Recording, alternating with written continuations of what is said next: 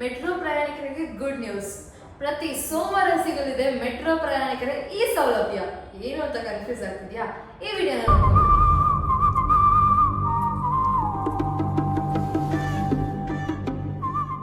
ನಮಸ್ಕಾರ ವೀಕ್ಷಕರೇ, ನೀವು ನೋಡ್ತಾ ಇದ್ದೀರಾ BB ನ್ಯೂಸ್ ಕನ್ನಡ. ನಾನು ನಿಮ್ಮ ಪ್ರೀತಿಯ ತೃಪ್ತಿ ಬಸವರಾಜ್.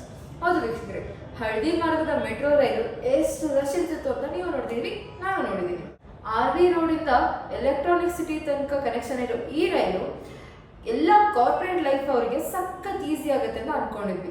ಆದರೆ ಜಂಗುಳಿ ಇರೋದ್ರಿಂದ ಈ ಮೆಟ್ರೋ ಸ್ಟೇಷನ್ಗೆ ಹೋಗೋದೇ ಕಷ್ಟ ಆಗ್ಬಿಟ್ಟಿದೆ.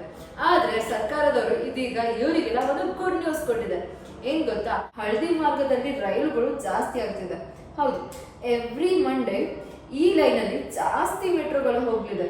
ಇನ್ ಮುಂದೆ ಇವರಿಗೆಲ್ಲ ಕಷ್ಟನೇ ಇರಲ್ಲ ಅಂತ ಅನ್ಕೋತೀನಿ. ಸೊ ಮೆಟ್ರೋದಲ್ಲಿ ಓಡಾಡೋದು ಇವಾಗ ಈಸಿ ಅಂತ ಹೇಳ್ತಾ, ಈ ಮಾಹಿತಿ ನಿಮಗೂ ಇಷ್ಟ ಆಗಿದ್ರೆ ನಮ್ಮ ವಿಡಿಯೋನ ಲೈಕ್ ಮಾಡಿ, ಶೇರ್ ಮಾಡಿ, ಹಾಗೆ ಕಮೆಂಟ್ ಮಾಡಿ ಅಂತ ಹೇಳ್ತಾ ನಮ್ಮ BB ನ್ಯೂಸ್ನ ಫಾಲೋ ಮಾಡೋದನ್ನ ಮರಿಬೇಡಿ.